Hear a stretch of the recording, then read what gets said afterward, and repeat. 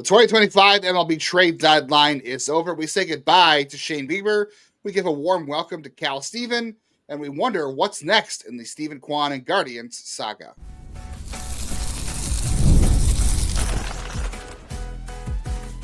You are Locked On Guardians, your daily podcast on the Cleveland Guardians. Part of the Locked On Podcast Network, your team every day. Welcome on into a Friday post-trade deadline edition of Locked On Guardians, where we cover your Guardians every single day as part of the Locked On Podcast Network, your team every day. It is our favorite half hour of the day. We hope it's yours as well, because we cover the Cleveland Guardians every day, from the majors, the minors, the draft, and everything in between. I'm Justin Lada. I have been here with Jeff Ellis as my co-host and friend since October of 2022. I have been watching Cleveland Guardians baseball since I was born, and I have been covering their minor league system since 2007, providing prospect scouting reports and analysis, including Khal Stephen, who the Guardians didn't draft in 2024, but I wanted them to. As you mentioned, I'm Jeff Ellis. I've been here since Locked On expanded to baseball back in 6 years ago, as it were now, a little more than that. Before that, I was a longtime writer at Scout and 24/7, focused on prospects in the draft. I want to thank you for making today's episode your first listen today and every day, wherever it is that you get podcasts, as well as a big shout out to all of our everydayers out there. It was such a crazy day. I didn't look at comments. I don't have anyone to talk about. The deadline was fast, furious, and it felt like never ending. Yeah, I'm exhausted. I'm excited not to be refreshing my phone every 5 seconds. On today's show, though, we've got a lot to cover. We got to talk about Steven Kwan. He's still a Guardian for now. We'll talk about what comes next with that whole era. We'll talk a lot about Khal Stephen in the second segment. Jeff and I are both very excited about that, so stick around for that. But, of course, we have to say goodbye to Shane Bieber in the era that was for the Cleveland Guardians. It was a good one. But we'll talk about the implications of that. Before we get to all of that, today's episode of Locked On Guardians is brought to you by a very trusty partner, given the trade deadline. It is 5 Hour Energy Transfusion. Go to 5hourenergy.com today and use promo code LOCKEDONGOLF to receive 20% off your first order, only valid through September 30th. Order transfusion-flavored 5 Hour Energy shots today. Yeah, I definitely needed one after the last 36 hours or so. The trade deadline I thought was going to be really boring, and it wasn't not boring, but also it was weird. And for the Guardians, they made two moves, I should say. They also did trade Paul Sewald, so we're not going to spend a lot of time on that. I think the Guardians should just be glad someone took that salary. And we'll focus on it once we know what the return is. As a player, can I just do a quick interruption on you at this one, just because people always bring this up and they forget the rules on players to be named later. The whole CC Sabathia thing cannot happen anymore. A player to be named later is a list of, I don't know how many, but it's a list of players submitted to the league. The league knows, and then you come back and pick one in a month, and it's exactly in a month, and it has to be someone who's eligible at the time of the trade, so no one who is drafted. So it can't be a draft pick, it can't be any of that. So everyone's known. There can be no contingencies, no anything on that player to be named later list. It's like, here's 3 to 4 guys. We'll come back in a month and pick one. It might be someone who's hurt that they want to get a better look at. It might be something else entirely, but that's what it is. So it's not going to change. There's none of that on that. So we're done with the Sewald after I explain that, just because that is a common misconception. Yeah, good call. All right, so Shane Bieber is a Toronto Blue Jay. The Blue Jays love ex-Guardians, and they've got now Miles Straw, Ernie Clement, Nathan Lukes, if you want to count that one, Andres Jimenez, Nick Sandlin, and now Shane Bieber, and not to mention the third base coach and their front office, Shapiro. Did you mention Ernie Clement? You mentioned Ernie Clement. Yeah, yes, I mentioned Ernie Clement. Yeah. Let me start by saying this. Shane Bieber, one of my favorite players to come up through the system in the last decade or so. Enjoyed watching him pitch in his very brief time in the minors. I still remember he made his debut in 2018. It was during the NBA Finals. It was during the NBA playoffs. It was the last year of LeBron, and all my friends were like, we got to watch the Cavs playoffs. I'm like, I want to watch Shane Bieber's debut. Like, I was very excited for Shane Bieber's debut. I was there when he won the All-Star Game MVP in Cleveland. One of the coolest moments ever. Great person. Just a really good for this organization. Very humble dude. And just a very fun pitcher to watch when he was right. When he was on, he was a lot of fun. Obviously, we had a lot of bumps and bruises along the way with the injuries and all those kind of things, which is an unfortunate ending. I would have liked to have seen Shane Bieber pitch one more time for the Guardians, but I think I'll ask you this, Jeff, after I finish this, but I think you could kind of blame Emmanuel Clase for the reason Shane Bieber is not pitching for the Guardians this coming week because okay, we'll get into that. I'm not okay, maybe not 100%, but I think there's a little bit that goes into that. The problem is the health setback. That's what the problem was. It's 100% the health setback. If he doesn't hurt himself, he's already pitching for this team now. If he doesn't have the setback, that's true. Well, the reason he doesn't pitch for him is the same reason he didn't pitch for a lot of his last few years here. It's his body betrayed him. His body has constantly been betraying him, and that's why we are in this situation with him. We'll get into more of that in a second. But in an ideal world, Cleveland should have been winning enough to say there's no reason to trade Shane Bieber. We should be adding. He should come back in August and be part of the rotation and be part of a playoff push. That would be the ideal world here. So you could sit there and say, yeah, I'm bummed Shane Bieber got traded. He's not here anymore. The Guardians should have put themselves in a better position, or things could have been better for him to be part of the team this year and then go into free agency next year and see what happens. But I do partially blame Clase. I know there's the health setback. So yes, if he didn't have the health setback in June, he might have made one more start for the Guardians. He would have 100% already been on the roster. Yes, he would have had to have been. So, but my point was he would have been here in August. I'm saying if not for the Daniel Clase thing, regardless of of the setback. I don't know, because this team is still struggling to stay at 500. Like I don't know, and talked about it all year. Like they have a negative run differential. And while that doesn't always, isn't the biggest deal to me, it is to this front office. And we've seen this front office be kind of killers at the deadline. Like if they don't think it's legit, they sell. That's what happened with Savali. So I don't know if you can really, they haven't done enough consistently. Like, I mean, they still want to and even that year, people forget it's like, yeah, they sold everything off and then they claimed Lopez and Giolito to still try. Like they're still going to try. But I think this was a situation where it got to the point where the value on return was so much greater than what you're going to get. And there's such an uncertainty. Like I love Shane Bieber. I was the first person to have him as a top prospect in this system. I watched him at Santa Barbara.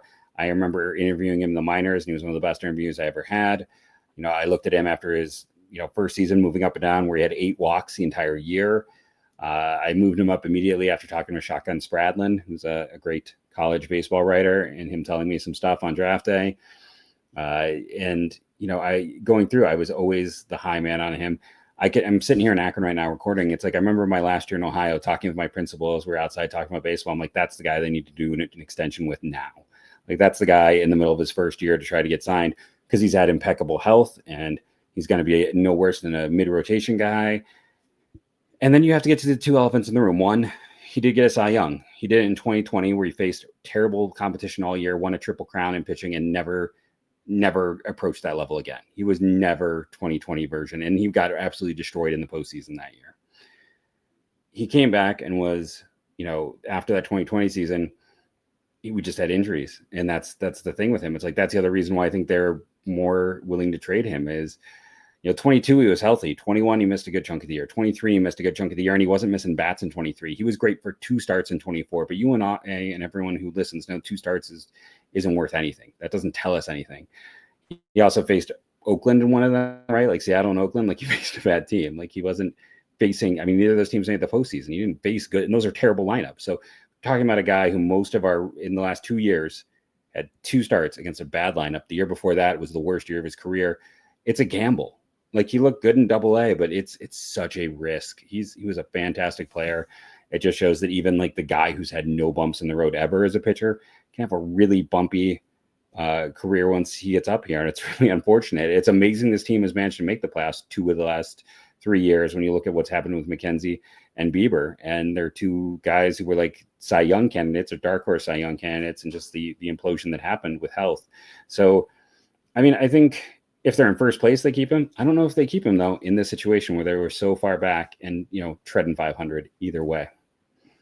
Yeah, maybe they would have traded him for a different return. Maybe something that could have helped them this year at some point. I don't know. But I do think the calculus might have been different if, A, there was other guys who were healthy, and B, the Class A thing didn't pop up. Because I feel like they were on the road to maybe doing a soft buy.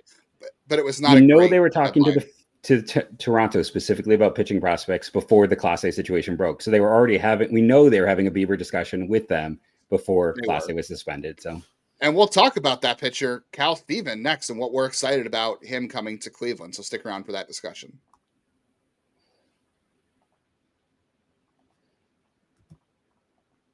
Time to fuel up and turn up with the 5-hour energy transfusion. It brings the bold grape, ginger, and lime flavor of your favorite golf trick, minus the alcohol, into a quick, energizing shot.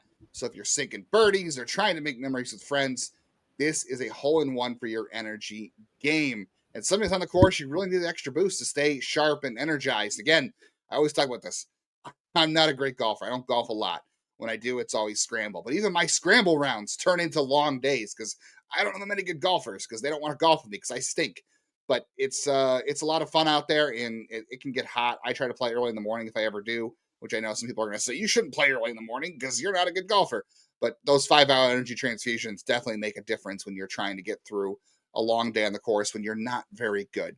If you go to 5hourenergy.com today, that is number 5hourenergy.com, you can use our promo code LOCKEDONGOLF to receive 20% off your first order. This is only valid through September 30th on one order. It cannot be used on other promotions. This code is not good on subscription orders. Whether you're meeting with friends or trying to turn 18 holes into 36, get energizing boost you need to power through. Order transfusion-flavored 5-hour energy shots today. Thank you for being here with us on Locked On Guardians and making us your first listen. We've had a lot of great people tuning in recently. Our numbers are fantastic, and we hope we can keep that energy going now that the trade deadline's over and we have to move on with the rest of the season and see what happens. But make sure you're auto-downloading on audio so you never miss an episode. Hit the bell on YouTube to get reaction videos to breaking news like trades, which won't be happening anymore. But you can also talk about prospect call-ups and post-game reactions, as well as episodes, including the MLB Squad Show, which is in your feed on Friday, recapping the entire trade deadline. I was there. It was a lot of fun. We talked about that if you want a national perspective on the trade deadline. All right. Jeff, last year, I was really hoping the Guardians would take Khal Stephen. I got to say, I don't know if this is good or bad. We're going to find out if it's good or bad. But, Jeff, the Guardians now have – we're going to find out if it's good or bad for the Guardians or good or bad for me. But the Guardians now have 9 players from my top 100 from the 2024 draft class in their system with the addition of Khal Stephen from Mississippi State. This is a guy who I'm really excited about. He has the size. He has the pitch mix. He has the command. And he also added a splitter. I'm excited about that. He is currently on the injured list with a shoulder impingement. But the Guardians, not just the Guardians, I checked around. Blue Jays people, some other prospect people all said that this is not an issue. It was conservative to put him on the IL. The Blue Jays were going to limit his innings anyway. And the Guardians think that he is going to pitch in Akron at some point in August. So right now, no reason to worry about the shoulder issue. But I think Khal Stephen is a fantastic addition. And you and I both love Braylon Dowdy. You and I both love Parker Messick. Khal Stephen right now is the best pitching prospect in the system. And that's saying something because we like both those guys. Yeah, I probably put him number 4 in the system right now when I'm looking at the whole situation with them. I know a lot of people are like, why didn't they get a bat? Well, I feel like Tron didn't have a great bat to trade. And in general, you take the best player you can get. And at the same time, why do you want this team to trade for bats? They haven't done a great job doing that. The one thing they excel at is identifying pitchers, specifically pitchers who have pitched. And, eventually, hopefully you can turn things around and get a bat. I mean, honestly, like this offseason, if Khal Stephen, I was originally thought he wouldn't pitch this year. That's what I heard from one Toronto person. But I think it's more they were referring to the fact that Toronto's hyper-conservative was going to shut him down. So, if they feel like they've built up some good internal strength, it's like you can always go and talk to a team like Boston, which just paid out the backside for a rental of Dustin May. You can always go and talk to them about a Duran who's still not, doesn't have a spot for them this offseason. You can trade pitching for hitting in the offseason more than you can do it now. Stephen helps build up that. And for everyone complaining, it's like this is actually an imbalanced minor leagues right now. They have more strong hitters than pitchers. Like that's part of the other thing. Yeah, we don't have it right now at the big league level, but those players should. Part of that's due to injury. Like right now, Capus and maybe I'm speaking from my own thoughts, but like Brito and DeLatter would be up. Capus should be close to. I know there's a lot more warts there in that profile, and that's why he's not. But they have hitters that are kind of hitting in waves and should be. Health has held them back. With Stephen, you get a 6'5" guy. He's kind of gotten rid of his change, gone to more of a splitter. Splitter can be a real nasty pitch, and his is. I think that's his best pitch. He uses, I always get these, this is where my dyslexia comes in. I get, splitter is, I want to say better versus lefties, and the slider is better versus righties. Do I have that just inside his head? So maybe I got that right. I could have had it backwards. But the four-seam fastball is also an above-average offering. He's got the curve. He can pull out the change. He added a cutter as well. The metrics are fantastic. He has excellent, it's a 60 grade command, 60 grade control, which we know is actually the thing the Guardians aren't good at fixing. He doesn't need that. He is a player that I think if you redid last year's draft, he would go in the first round now. Like, he is a analytics darling. He is a, pitcher, guys who like look at pitching mechanics darling. He is, I think, the number one pitching prospect that was traded at the deadline. And it's amazing that Cleveland got him. It also speaks to, like, there weren't a ton. I mean, so that Dustin May trade, God, I wish we had flipped him Logan Allen for James Tibbs and Zach Erhardt. It's a story for another day. Because Allen, by the way, has got a better fit than Dustin May and many more years of control. More control. Yeah. But when you're looking at this, there were not actually, I think what helped them is the quality of the starting pitchers. Most of these crazy trades we're talking about were relievers, God, I mean, I remember Twins fans saying they're going to have the best bullpen in baseball. And I laugh now because it's like a Griffin Jacks and and Duran. And now those guys are gone. Like, they completely took and annihilated their pen. And for everyone saying, like, what could they have gotten from Class A? We don't know, because, like, some of these trades were weird. Like, David Bedard to the Yankees didn't get that much. They got one interesting guy who's probably a first baseman. Camila Duvall didn't really net much. The Mets paid heavy early. It's like, as time went on, the deals got worse and worse in terms of the return. Outside of that weird Dustin May one. And I think when you're looking at this, Cleveland netted the best pitcher in their system now. A really interesting player, a guy who should, if he does pitch this year, it'll be in Double-A. Next year, maybe he's not a guy who gets called up, but, we've seen them occasionally with a special type of pitcher like Bieber, like Williams, like Allen, move them quickly. Like, if he gets some time in Triple-A next year, can get his feet on the ground, if they need to move someone from that pen. And here's the other thing we're not even discussing with all this. I think the other bigger part, we had the debate earlier, and people comment below if you think Justin's dead on. And I think both of us are right in different ways from our debate. But I think the other thing There can only be one. This isn't Highlander. Is, we talk about, like, Logan Allen has settled in. Slade Ciccone has been fantastic. Tanner is Tanner. He's had his ups and downs, but I still believe in the kid. Gavin Williams looks like he's breaking out. Cantillo's had some ups and downs, right? But, there's still value in that arm. Sometimes he's had some near, like, 4 innings, no hit baseball. Like, you never gonna know what you're going to get with him. We haven't even talked John Means. There's still John Means lurking in the background. Like, I think that's the other reason here too. It's like, why do they feel comfortable making the Bieber trade? It's like, John Means could still come back. And then we talked about, like, Messick is pretty much good to go. Like, Peterson looks really good. Not really good. Let me clear up. Peterson looks like he's going to be a useful guy as well. And now you had Khal Stephen. They have that ability now all of a sudden for us to go back and start discussing, well, maybe they can move a starter. Maybe they can do things. And again, they added in a good system a guy who, to me, it's only Bazana, Janau, and Engel that are higher, I think. I think he's going to be my floor. Just because DeLauder's health has knocked him back down for me. With DeLauder, I just, I can't put him top 5 with that health. I think he's still top 5 for me, just because I can't put, like, Kafis and Burrito, and Churios had his own issues this year. Well, no, I think I have Doughty at 5, and then I think I have DeLauder. I have Doughty at 5, and I think I'll bump Doughty down from 5 to 6 because of Khal Stephen. By the way, Guardians did confirm this.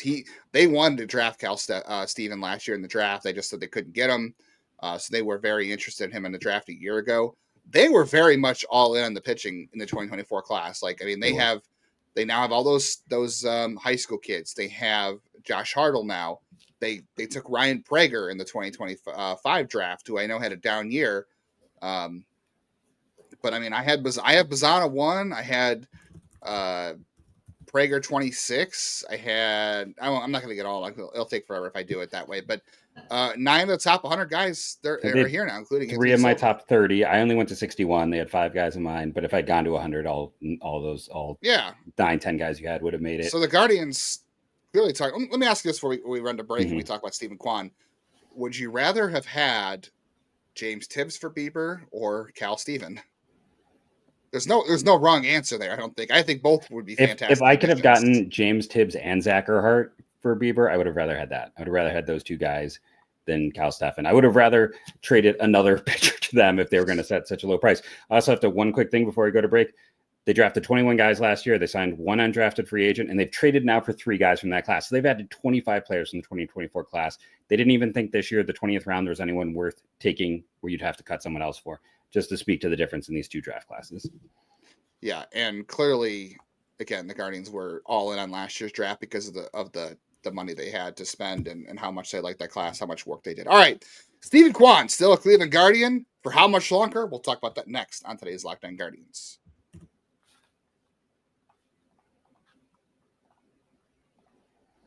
But first, look at the hat. Again, check the hat. I love our new sponsor, Game Day Hue. I have my fantastic glove here as well. And they are one of the fantastic sponsors bringing you this episode. Game Day Hue makes clean, no logo gear with team inspired colors for every pro and college fan base. It's all about letting your colors speak for you. No giant logos, just smart, versatile styles that work on game day, on the course, or anywhere in between. Yeah, what's nice about it is since we don't have any ginormous logo on this thing, you can wear it anywhere. Like I can wear this hat in any situation and it's not going to stick out. It's not going to, be a distraction. It's just a fantastic product. And, I definitely want to also check out it's not just hats. Check out the split shade gloves made for the golf course, which are the perfect gift for a fan who has everything. Just nice quality gear showing your colors without the big logo. So right now you can get 15% off with the code MLB15 at GameDayHue.com. That's GameDayHue.com. That code even stacks on bundles, so now's the time to load up. Let your colors talk because colors speak louder than words. That's GameDayHue.com, code MLB15. Hey, if you were an insider for Locked On Guardians, you would have had a lot of this news coming to you all day during the trade deadline. You would have had draft news. You would have had access to prospect rankings already from before the season and now, as well as all of our draft stuff. So check out Locked On Guardians Insider at joinsubtext.com/LockedOnGuardians. We'll give you breaking news, additional content, mailbags, all that fun stuff over there. And you can also email the show at loguardiansshow@gmail.com. All right, Steven Kwan, not trade. I'm so confused by some of the reaction, I have to say. I was not in the favor of trading Steven Kwan unless you were getting, the Godfather offer. To me, that was, again, Dalton Rushing and more from the Dodgers. And they asked for Leo DeVries from the Padres, who ended up going to the Athletics in the Mason Miller deal. And as much as DeVries obviously was the best overall prospect traded during the deadline because he's ranked so highly, I didn't think that made sense for Cleveland because we talked about it. He's a shortstop who's in high A, and that doesn't really help you. If they were going to trade Steven Kwan, I wanted a guy who was going to help you this year, next year. And DeVries is probably at least 2 years away at best, and that profile has burned the Guardians before. So I was not in favor of him being the best guy you would get in the deal if that was the case. But I saw a lot of reaction to people who said, and even some of our insiders who had said, man, I'm really mad that this team didn't trade Steven Kwan because they should have cashed in because you can't let him walk. And I disagree. We've said multiple times in the show, you can let Steven Kwan finish out his team control with this team and make a run at the playoffs because he is your second best player on the field right now behind Jose Ramirez. You don't have an immediate guy to plug in who can be your second best player. It'd be great if Kyle Manzardo grew into that. It'd be great if Chase DeLauder could get healthy and be that. It'd be great if Juan Brito developed that way. It'll be great when Travis Bazzana is that. I think he will be that. But that's not today. That's not tomorrow. Steven Kwan is a guy you need, and I think this team still has a chance to make the playoffs next year. And there might be a chance that the Guardians listen on offers to Kwan in the offseason. They clearly were listening very closely at this deadline, which I don't blame them. You want to see what his value is around the league so you can make sure you make the best deal if and when that time comes. But I think it made sense to hang on to him. I don't think there's a reason to trade him. If you get a better offer than that, then great. You win the deal and you do it. But this is still a team. Khal Stephen could be a guy that helps your rotation next year. Like you said, Jeff, you could trade. I don't know. I don't want to trade Parker Messick, but you have Stephen now. You could trade a Parker Messick if it's going to help you get a bat. And that could help you in 2026. I didn't see a reason to trade him. You can let him go to the end. I know they haven't done that with a lot of guys, but you can let him go to the end. Let somebody else take on the money it's going to cost him in free agency and just try to win with him here now until you can find Jose Ramirez's next running mate and hopefully someone who can take the mantle from him as he ages. Yeah, that's one of the big problems with this. Again, this team has made the postseason 2 of the last 3 years, and they've made it every other year. Division title, by the way, not just the wild card. They were division winners. They've made the postseason every year since 2020, every other year since 2020. So they're doing better than most teams, and there's no reason for a team. Baseball has high variance. We've seen this. I talk about it all the time on the show. It's more than half the playoff teams don't make it the next year. That's just baseball. A long season is weird. It really, until a guy has 2 good years, nothing is proven for them. There's so many guys, go back to when Kwan was a rookie, right? Like you look at Adley Rutschman, Julio Rodriguez, Steven Kwan, Bobby Witt. Now, all these years later, you flip that list for how those guys really are. I mean, we can argue with the Kwan versus Rodriguez, but I'm not here for that today. But it's a high variable sport. There's a lot of things that are up and down with it. I think trading Kwan would have been the height of foolishness unless you get something, like I said, like the Mets deal I talked about, where trying to get a Benj and a Ryan Clifford, where both those guys could help you potentially next year. Because they don't have a replacement. It's not Petey Halpin. Like, I think he's probably not going to be on the 40-man when we have to add guys at the end of the year. There isn't anyone, because the ladder got hurt, because they're not comfortable with Kafis in the outfield. And Brito spent some time in the outfield last year. I wondered if he was healthy, if they'd even consider him out there at points.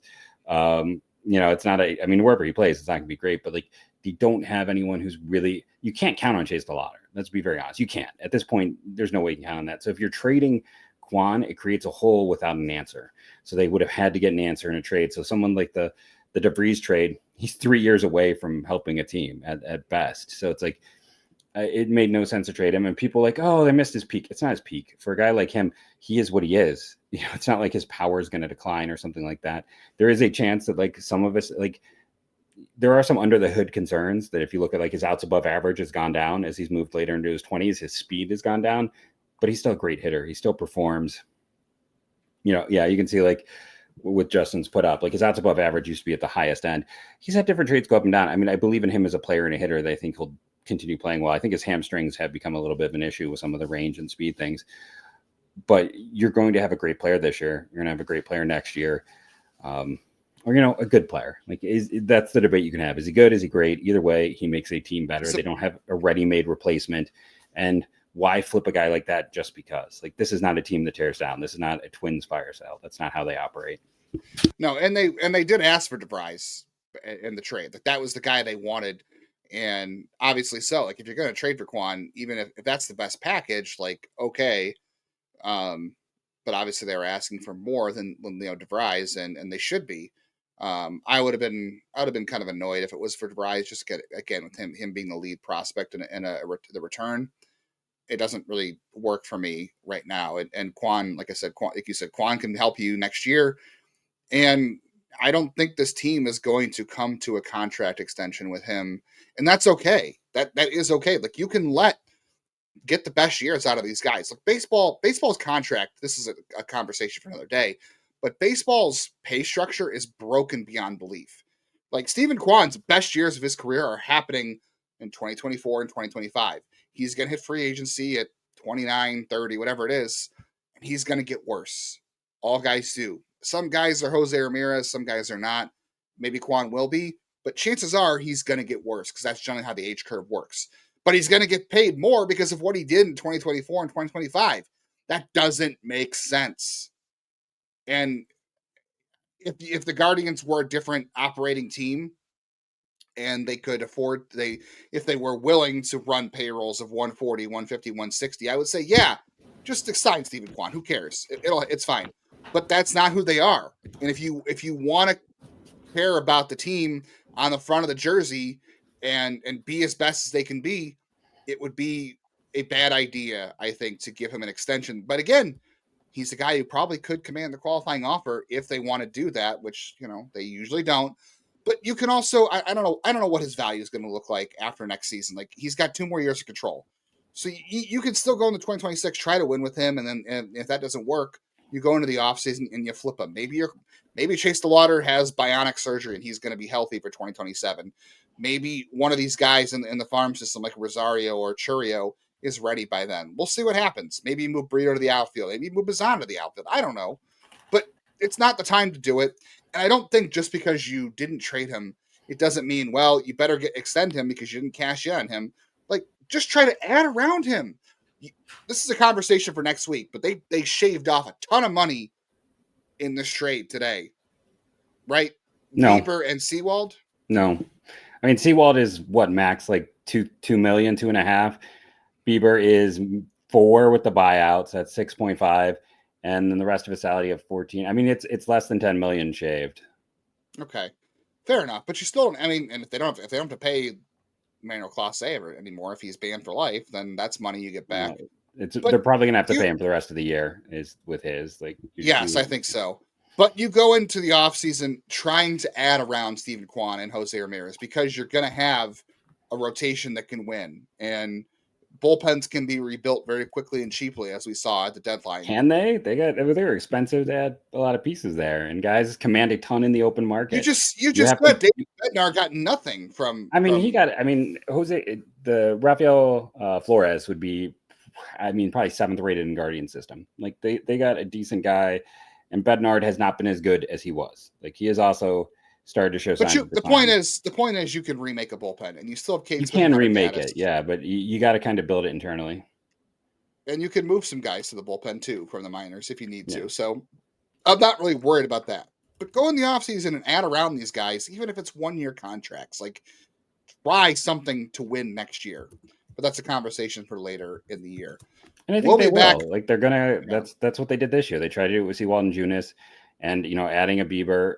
That's what they were. That's the problem. Like that's what it cost. It cost $7 million to get Seawald because and he had other offers. Like that was it. It cost $5 million to get Junis. Like what you're talking about is what they tried. It wasn't as successful. Hopefully some of the young players will step up. Guys we've talked about like Alaman and Miller, guys that need to be some of the ones who could be those pieces. Walters hopefully gets healthy for next year.